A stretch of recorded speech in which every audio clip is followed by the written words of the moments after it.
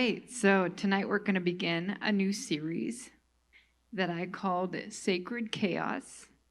And this is kind of just a thought process, it's a book I was reading more recently, and just talking through some stuff. And I decided that this is going to, I'll spend a little bit of time on, probably two-part. But I wanted to start with a simple question. Have you ever noticed that some of the most important seasons of life feel incredibly messy while you're living through them?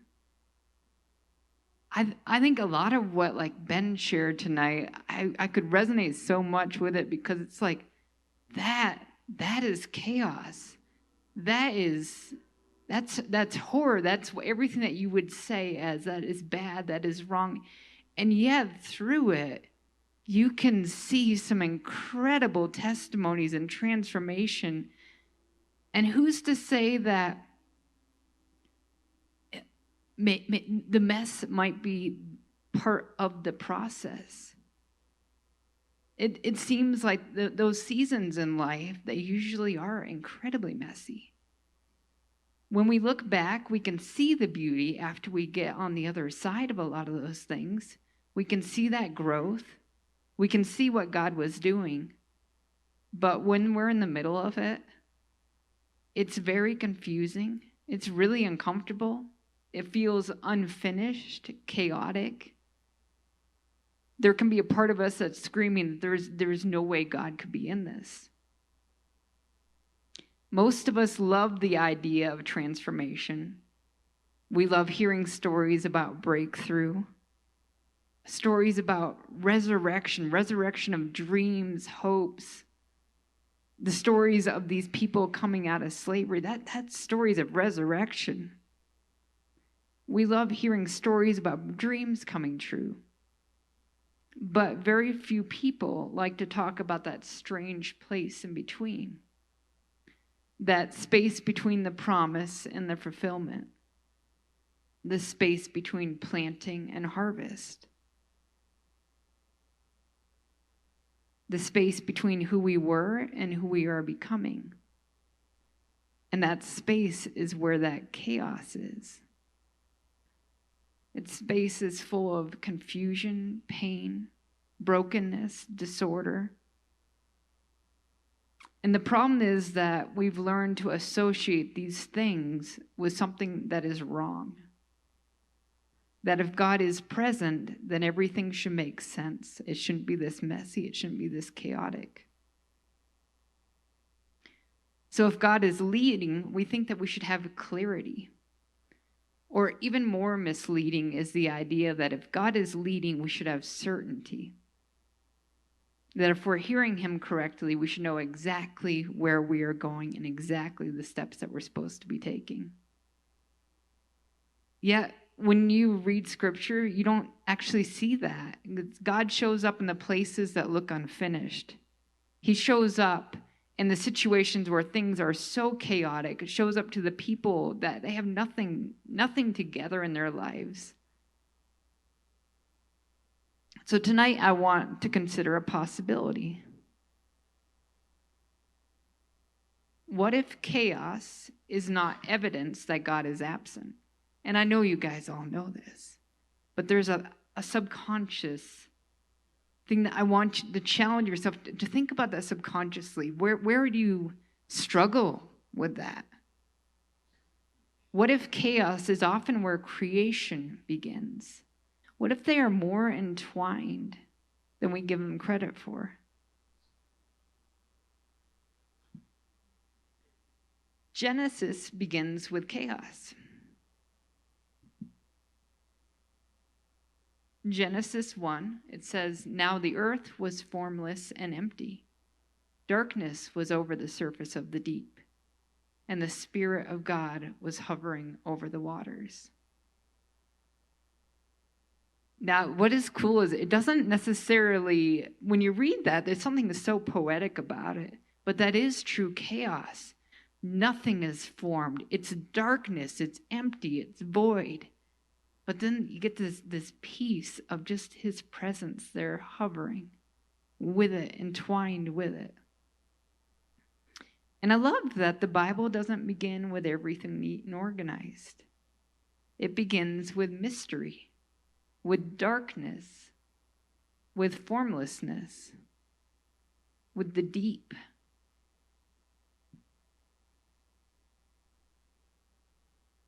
The Hebrew imagination saw deep waters as a symbol of uncertainty and untamed possibilities. I love that. You talked about that a little bit tonight too, Ben. Nothing is impossible, just these infinite possibilities. That is one of those things you can always know about God. So where is God in this picture with him hovering over the deep? He's there. He's present with it. He's in relationship with it. He's interacting. He's whispering, brooding. There's no rushing, no reacting to it. He's just being in it. It's like I can imagine that he's almost just enjoying it. The first picture we receive of God is not a God fleeing chaos. We like to flee chaos, but that's not what he does with chaos. It is a God who's fully present with it, actually in relationship with it.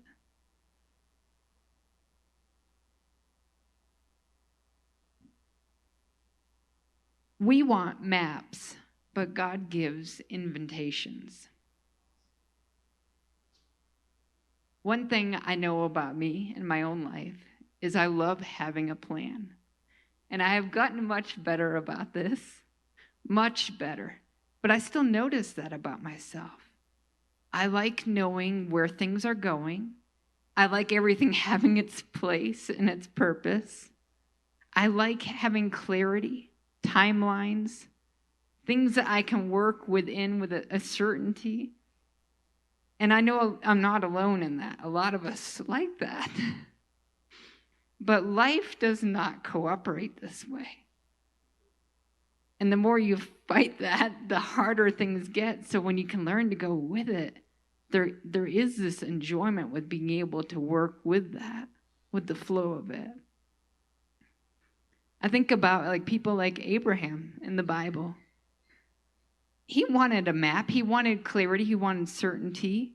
He wanted to know, what is the plan here, Lord? You know, when God says, leave your country, Abraham asks, where am I going?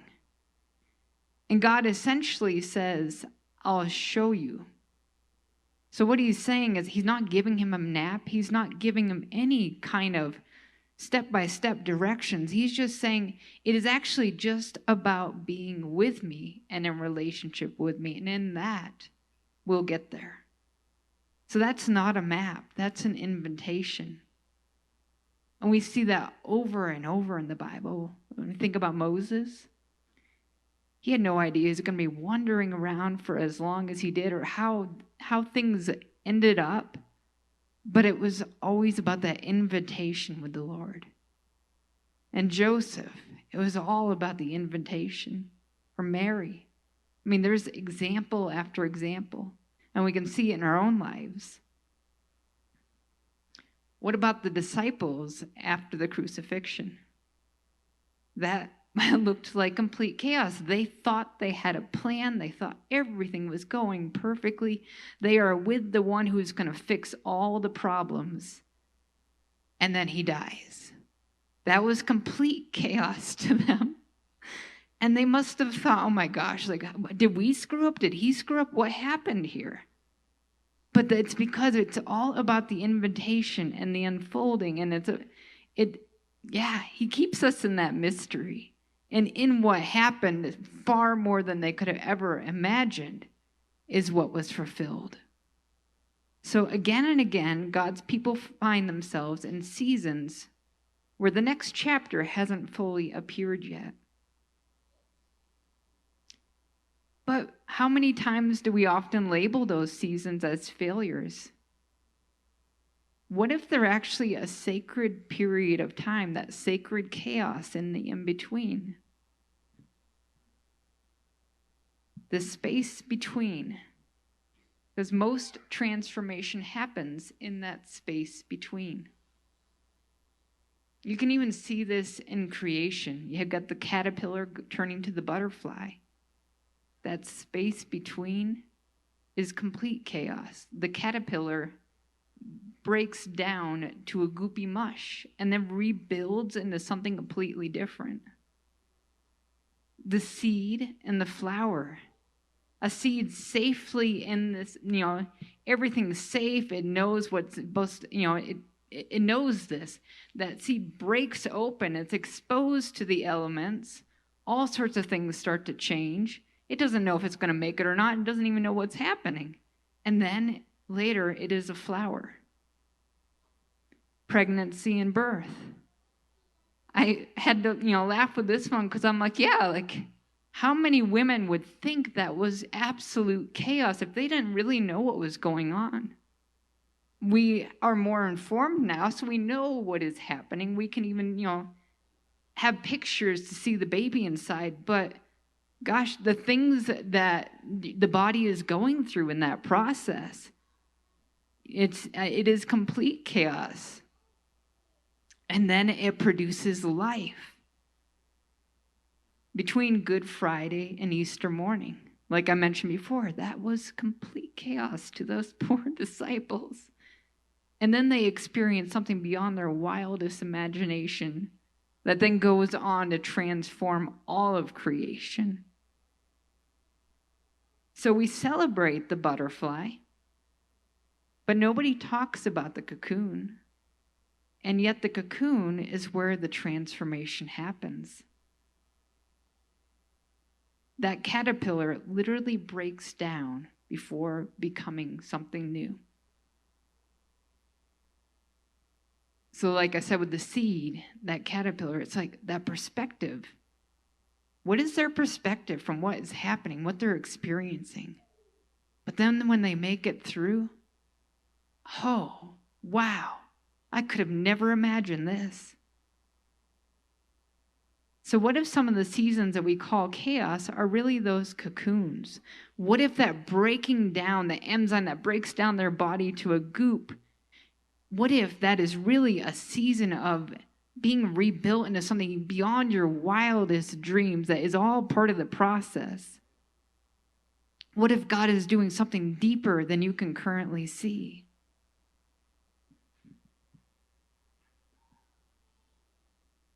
So there is a problem with certainty. Many of us spend enormous amounts of time trying to eliminate uncertainty. I think about myself being a planner. How much of the day is spent around creating certainty?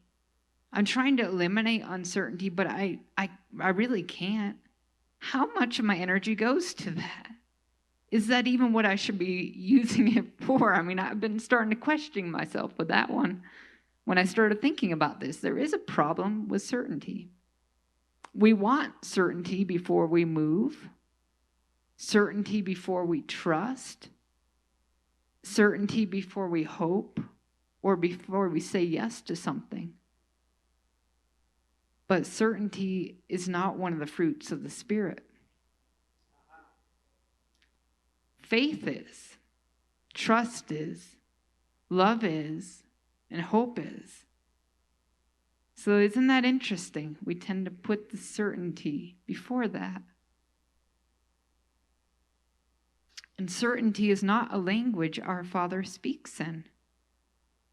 He speaks in endless possibilities. And the problem with certainty that as soon as you lock in certainty, you're actually eliminating the possibilities. That is why that is not a language he speaks in. So there are moments that God gives clarity, but clarity and certainty are two different things. And that's where we need to not confuse the lack of certainty as a lack of love or hope. I'm reminded of the verse that faith, hope, and love, these three things remain. And so that's an example of the fact that there are certain things about his character and nature those are a certainty, but that's a little different than a certainty in your life or a path or things like that. So there are some things we can anchor on that are his identity. And those are things that can give clarity in the chaos. So we can always know that he is present and that he is good and he is love. So when you can truly hold on to that above your desire for certainty, you can embrace the uncertainty and endless possibilities under that context that he is love and he is there. And then you can actually kind of let go and possibly enjoy a little bit of that chaotic ride.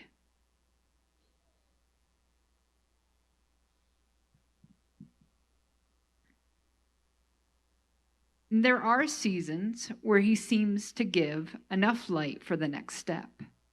Not the whole journey, just the next step. So he'll do that because he wants to keep the mystery there. That's part of it. But he'll allow you sometimes to know the exact next step. The example that Zion gave with the washer and dryer, that was a great example. He's kind of letting you know, no, I got this, but he's not giving you the whole picture. And then, at one point, it's like, you can look if you want. But it wasn't necessarily that was when he was going to provide the answer. There it goes. It shows up suddenly. Then, later on, after you had already been looking. And so it's like just lighting up, just one step at a time, just one aspect that you need to hear from him, a bit of comfort, a bit of peace, or just a reminder that he's in that process and in that chaos. He will always give that. He will always let you know his presence is there. But he's not really into maps of the whole thing.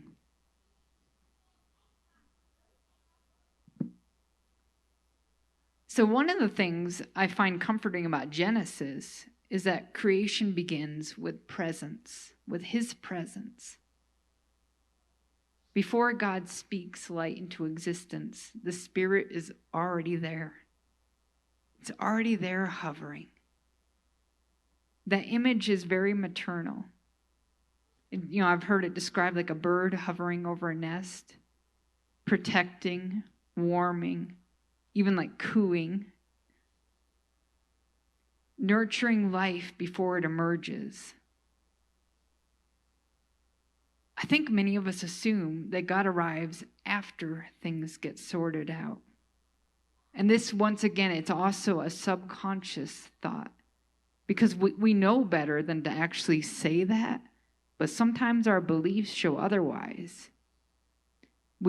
After the healing, after the clarity, after the breakthrough, we'll hear the phrase like he showed up. That when we get that clarity or that order at the other end of things, that's where I can give credit to him for this because here he is in this. But we kind of tend to push away the fact he was present throughout all that, and all of the rest that came before that was all part of it. And was not necessarily a bad thing. And yet I have to be careful in how I say that because pain is there. Hard things are there. And that's okay. But what I'm trying to communicate in that is that he's there all along. We have a mindset subconsciously that takes him out of the chaos and only attributes him to the order. But he is in the chaos too. See, in Genesis, God is present before that breakthrough. He is present before the answers, and he is present before the light appears. And he's not frantic. He's brooding. He's in relationship with it. So this brings me to another question. What if nothing is wrong? And this is not saying that everything is easy, and it's not saying that pain isn't real, and not even that every form of chaos is healthy. And that probably is a whole different topic, but it gives you space to understand, sure, there are some areas that God will call you out of some things because it is not healthy. But my idea is to challenge us in this fact that these moments of chaos are not always these bad things. What if there is actually nothing wrong in the fact that that is one of the steps and part of the process? What if the uncertainty you're experiencing is not evidence that you've missed God? What if the unfinished places in your life are not evidence of failure? And what if the very thing you've been trying to escape, a certain chaos, a certain uncomfortableness, is actually a sacred place of becoming? What if the Spirit, as in the beginning in Genesis, is hovering there? And what if creation is still happening?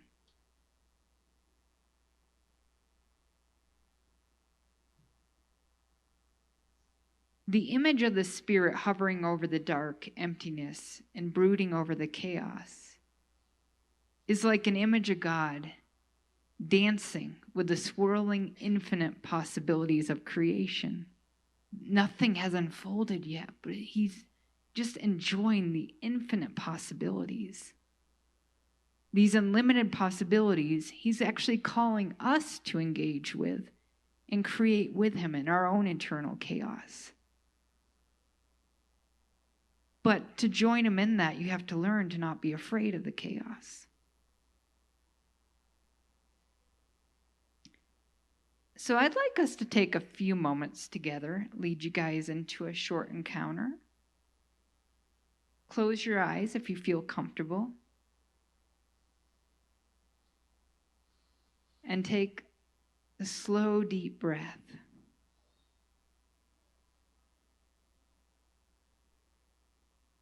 Think about an area in your life that feels unfinished or chaotic.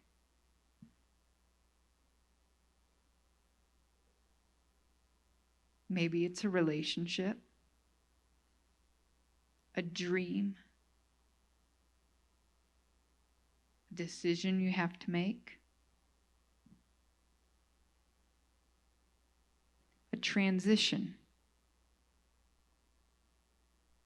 or a question that you've been carrying.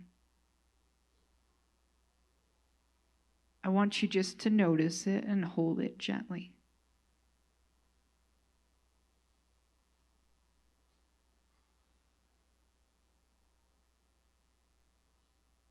Now, instead of trying to solve it, imagine the Spirit hovering there.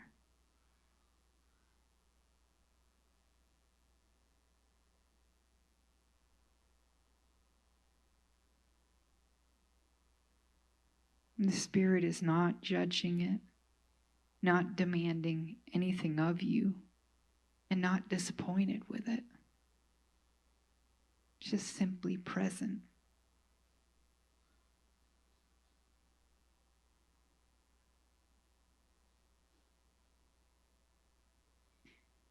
What changes when you imagine God already there in that chaos?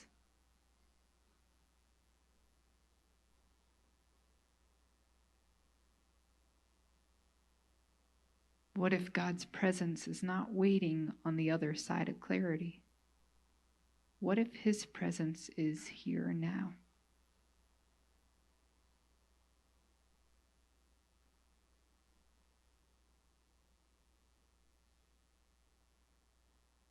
Take a moment and simply receive that.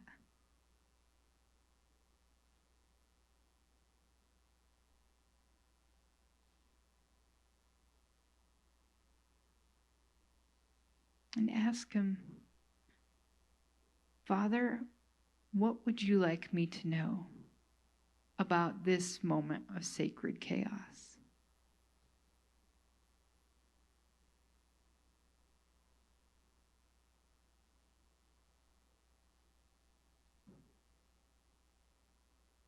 There is no pressure, just receive.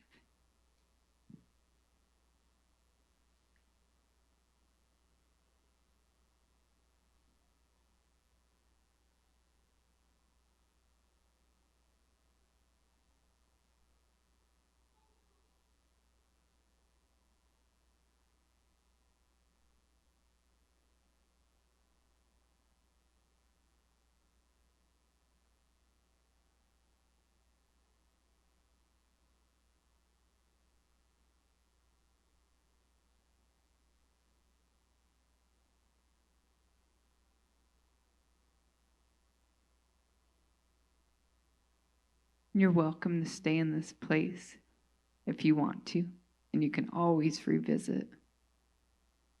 But take another deep breath, and when you're ready, you can open your eyes.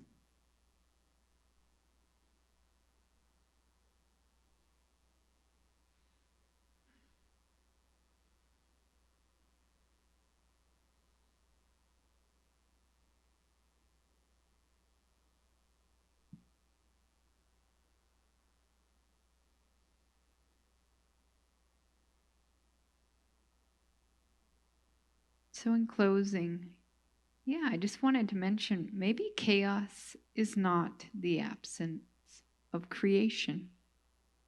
Maybe it is the beginning of it. I believe the Spirit is still hovering over those unfinished places, over those areas of the deep within our lives, within our hearts. And I think God is still bringing fresh light from darkness. And creation is still happening. So the invitation tonight is not to escape the uncertainty. It is to simply trust that God is present within it. And He is brooding in the endless good possibilities.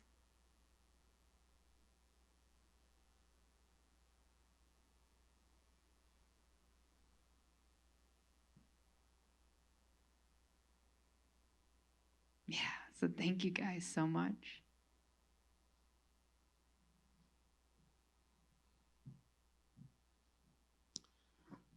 I have noticed that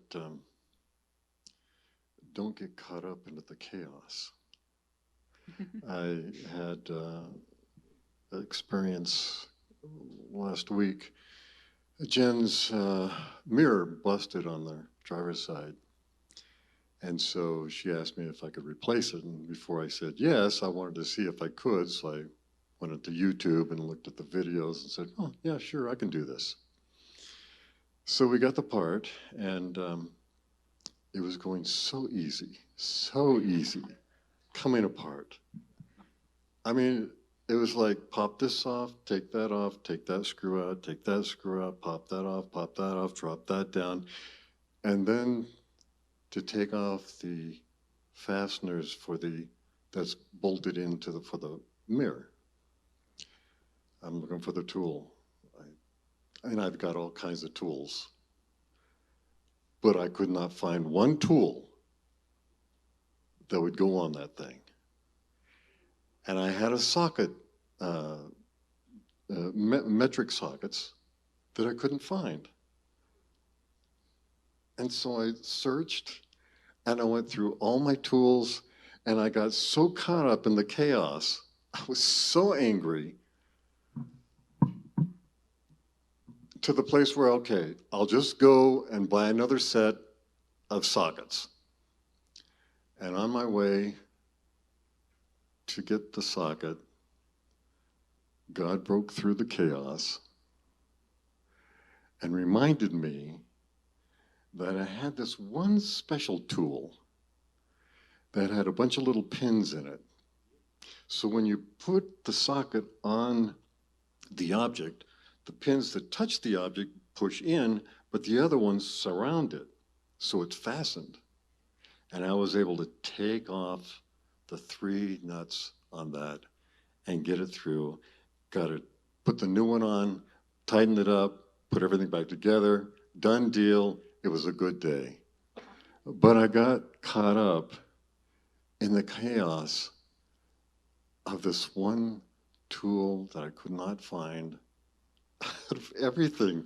I mean, I pulled out everything and nothing would fit on this thing.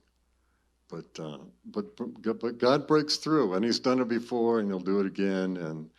And the main thing is, just step back and don't get caught up in the chaos. Amen. Yeah, that's really good. Yep. We get so frustrated when things don't work all as we have planned. Yeah. Yeah. But he's just so good. He's always there in it with us.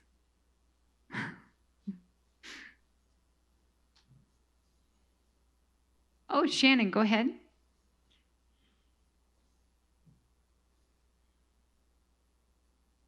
Hey everyone. As you were talking, I got highlighted, God highlighted the word brood. And there is, in my mind, I was trying to think of like brooding as a positive term. Like, what is that? What does that mean? And when we were doing that little moment of silence that you were walking us through, I was holding this season that I'm in specifically, which has just been really, really hard. And it hasn't made a lot of sense. And I'm tempted to believe that all the things that are going on are not necessarily good. And I'm just holding this. And I saw the Lord come over. This is going to be such an odd description, but like a big mother hen. And he just sat on this chaos that is in my life right now, with all the unknowns and all the questions and all the frustration, everything. And he actually like settled in. I could see him like move himself so that he was settled over every part of this situation. And when I asked him, like, what do you want me to know right now? He said, I've got this, it's mine. And then I realized, like, and under his wing, and, in that rest of like, he's got all of this and it's completely under control and he's actually covering all of it, not just like parts of it, but the entire situation is fully covered by him. I can rest in that assurance that this is really his, and I'll have to figure it all out or have all the answers. That I get to rest. Pretty powerful. That is really awesome. I love the image he gave you. Yeah.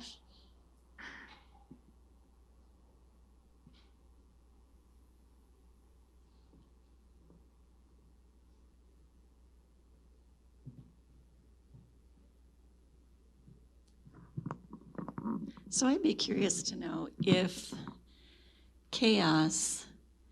we create chaos, or if chaos comes to us, if we're creating the chaos,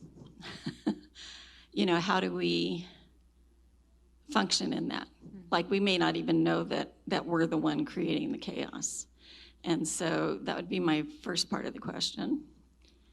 My second part of the question is, do we invite chaos into our lives when we are constantly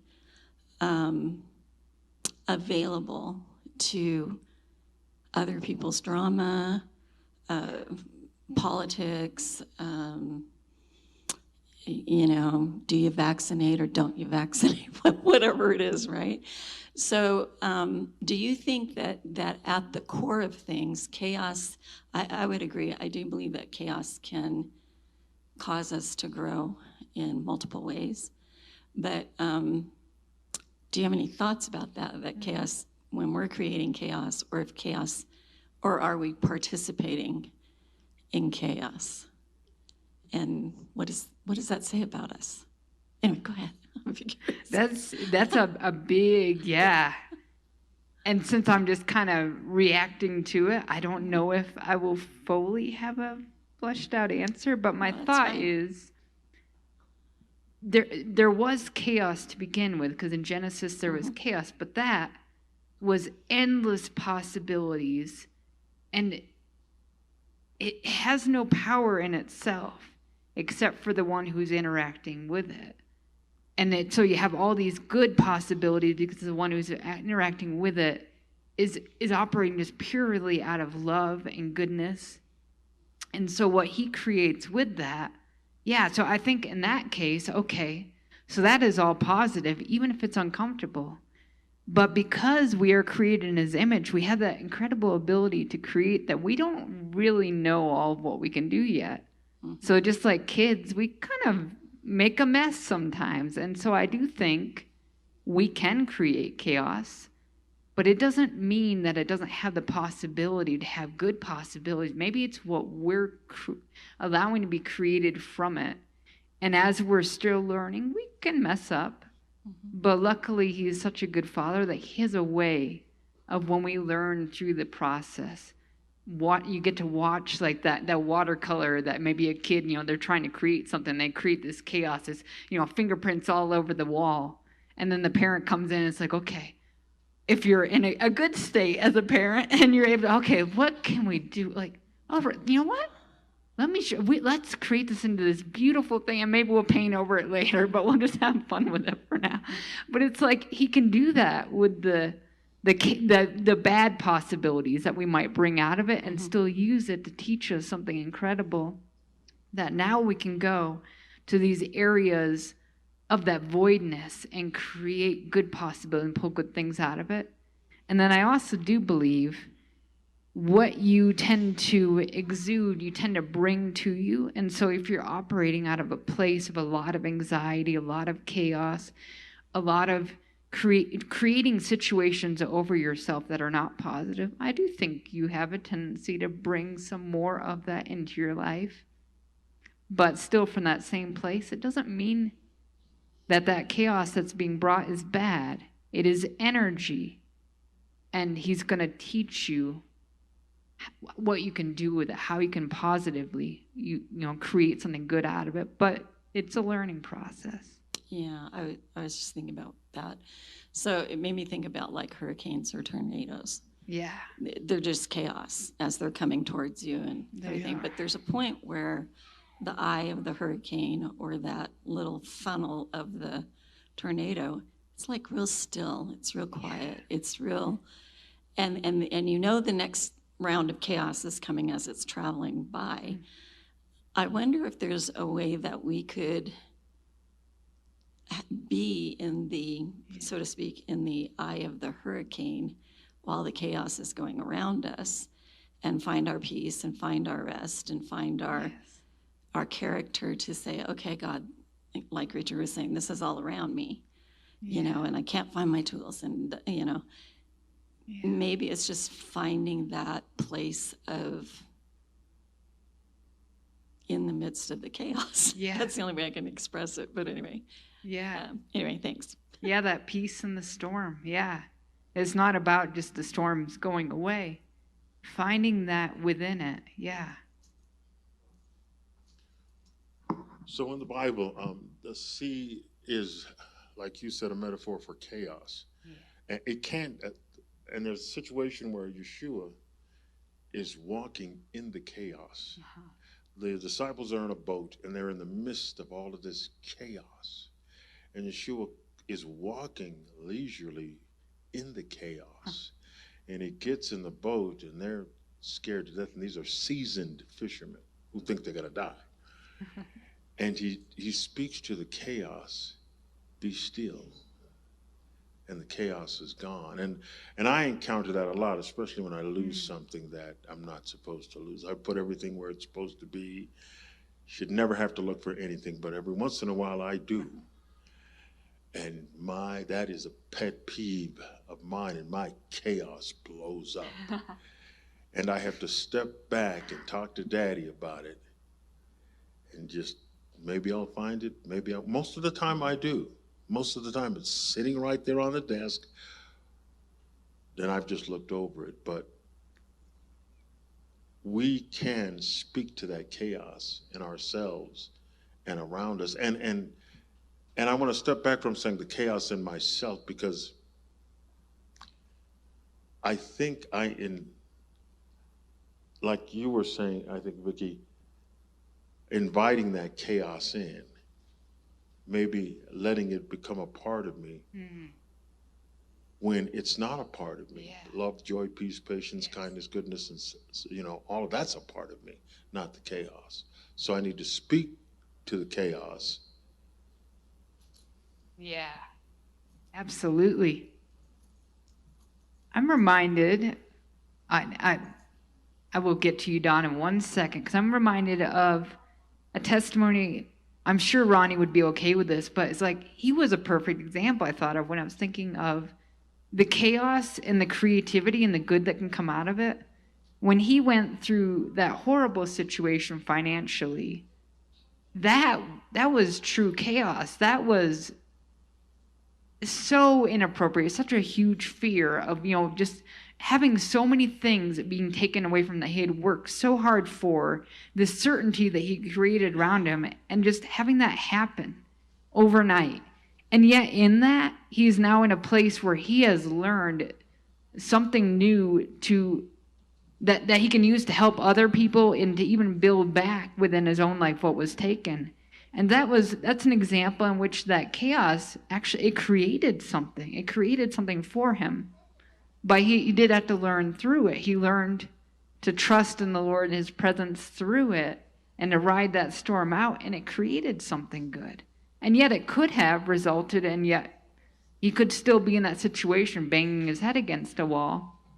But he allowed the Lord to speak in that and was able to receive that, okay, what can I learn in this? What can I do through this? What can I create in this? And so that's a wonderful example of that. Go ahead, Don. Well, I was just thinking about chaos in relationships and the temptation to manipulate.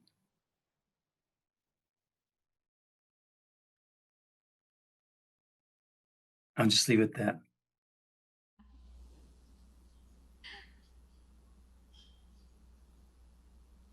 Yeah. Yeah, there's definitely chaos in relationships.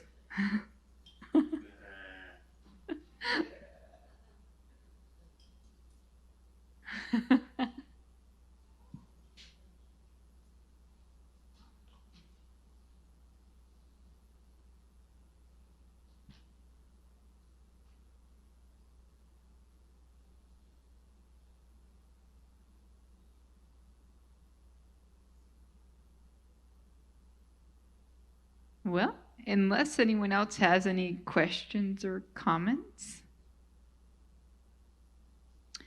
I think we can wrap it up for tonight. So I just wanted to remind you guys about giving to All People Free, and that Ben Nichols has some merchandise in the back. And if you have any more questions or anything, yeah, please feel free to ask him and just use this time to get to know him.